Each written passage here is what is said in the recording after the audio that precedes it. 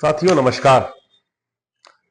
हम उस देश में रहते हैं जहां पर एक मेधावी युवा को पिछले 4 साल से जेल में बिना किसी जमानत, बिना किसी सुनवाई के बंद करके रखा गया है। वह तिहाड़ की काल कोठरी में अपने दिन बिता रहा है। जी हां, हम बात कर रहे हैं उमर खालिद की।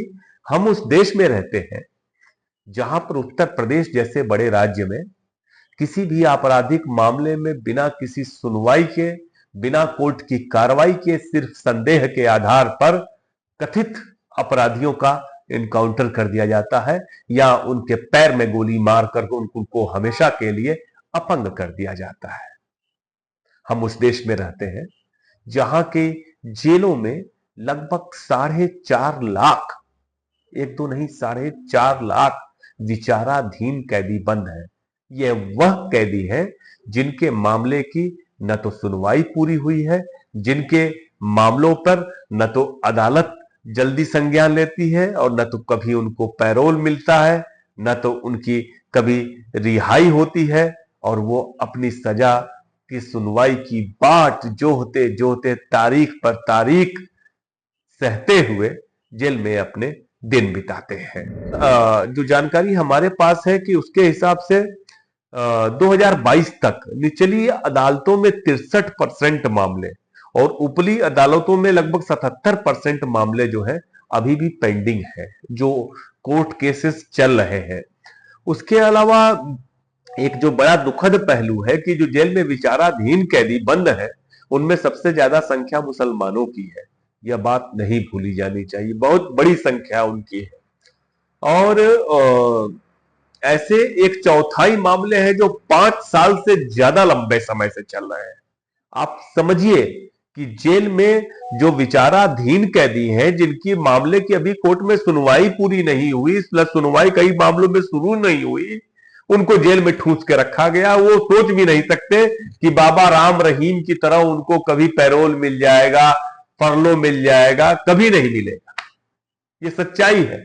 और इस व्यक्ति को जो कि दो साध्वियों के रेप में और पत्रकार के की मर्डर के आरोप में सजा काट रहा है, कई मामलों में सजा काट रहा है, इसको 11 बार 3 साल में 254 दिन की रिहाई, मजाक बना रखा है। सच्चाई यह है कि केंद्र की भारतीय जनता पार्टी की सरकार ने बाबा राम रहीम को जब कभी चुनाव होता है उसके पहले ये लोग उसको रिहा कर देते हैं। जब कभी कहीं पर इलेक्शन हो कि हिमाचल प्रदेश में चुनाव हुआ, पंजाब उपचुनाव हुआ, हरियाणा का उपचुनाव हुआ, हरियाणा में पंचायत चुनाव हुआ, बाबा राम रहीम बाहर। लोकसभा चुनाव के पहले बाबा राम रहीम बाहर जनवरी में। तो दरअसल इनके माध्यम से चुनावों को प्रभावित करने की पूरी कोशिश की जाती है। यह दुर्भाग्यपूर्ण भी है कि इस देश में बाबा राम रहीम जैसे लोगों का अभी भी जनता के बीच प्रभाव है और जनता इनके कहने से वोट देती है। बाबा राम रहीम का कम से कम माना जाता है कि हरियाणा की 33 सीटों पर 33 सीट्स पर आज भी प्रभाव है और उसकी वजह से वो वोट को प्रभावित कर सकते हैं। जिन सीटों की बात कही जा रही है कि किन किन सीटों पर इनका खास प्रभाव है, तो उसमें फतेहाबाद की सीट हो, अंबाला की सीट हो, पानीपत है, सोनीपत है, सिरसा है, फतेहाबाद है, कैथल है, ये जो सीटें हैं इन पर इनका प्रभाव है। तो एक बात तो साफ है कि अब कांग्रेस पार्टी जो है वह सिर्फ भाजपा से मुकाबला नहीं कर रही, वह सिर्फ क्षेत्रीय दलों से, इनेलो से, बसपा से मुकाबला नहीं कर रही, जेजेपी से मुकाबला नहीं कर रही। अब उसका मुकाबला भाजपा के साथ साथ क्षेत्रीय पार्टियों के साथ साथ चुनाव आयोग से भी है, ईवीएम से भी है और इन राम रहीम जैसे बलात्कारियों से भी है। आपको पता हो कि राम रहीम और आसाराम को साथ साथ सरकार ने वो दे दिया था पैरोल। आपको पता है कि नहीं? आसाराम भी पैरोल काट रहे हैं।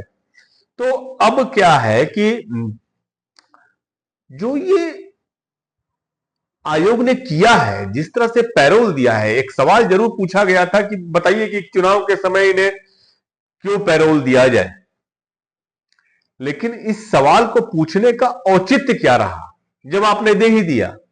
हालांकि बाबा राम रहीम ने कहा है कि मैं इस पूरे इस पैरोल के दौरान उत्तर प्रदेश के बरनाला आश्रम में रहूंगा, मैं हरियाणा नहीं जाऊंगा, लेकिन इससे फर्क नहीं पड़ता बहुत ज्यादा।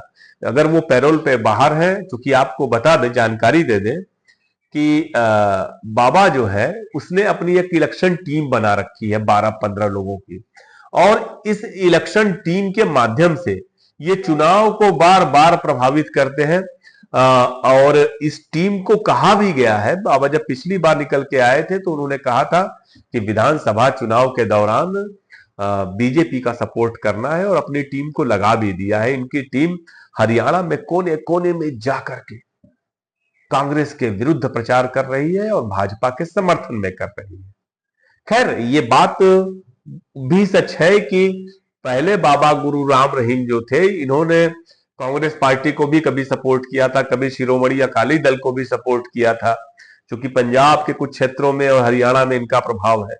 लेकिन जब से भाजपा की सरकार आई है, राम रहीम उसी के साथ लगा हुआ है पूरी तरह से। और जिस पत्रकार रामचंद्र छत्रपति की मृत्यु हुई थी, उनके बेटे हैं अंशुल छत्रपति। उन्होंने चुनाव आयोग को बाकायदे चिट्ठी लिखकर कहा था कि कम से कम चुनाव के समय ये बाहर नहीं आने चाहिए, लेकिन चुनाव आयोग ने अंशुल की बात नहीं सुनी और उनको पैरोल राम रहीम को दे दी है। मुझे बड़ा आश्चर्य होता है कि इस देश में कैसे कानून चलेगा, बताइए। आप कभी सोच सकते हैं कि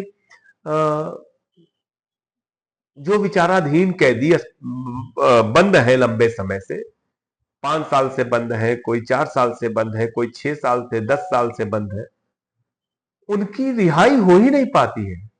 वो बेचारे कभी सोच भी नहीं सकते हैं कि उनको जमानत मिल पाएगी। तमाम कैदी ऐसे बंद हैं, बीमार हो जाते हैं, सुप्रीम कोर्ट पे पैर रगड़ते हैं, नाक रगड़ते हैं कि हमें रिहाई मिल जाए, लेकिन कोई सुनवाई नहीं होती। मजाक बना रखा है। बिल्किस बानो के बलात्कारियों को रिहा कर दिया, बाबा राम रहीम को रिहा कर दिया पैरोल पे। उनको तो छोड़ ही दिया था, बिल्किस बानो के रेपिस्ट को।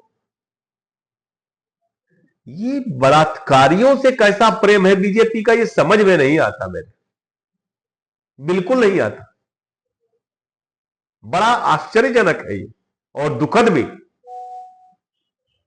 खैर, मुझे लगता है कांग्रेस पार्टी की आज दूसरे दिन की यात्रा है। राहुल गांधी और प्रियंका गांधी निकले हुए हैं।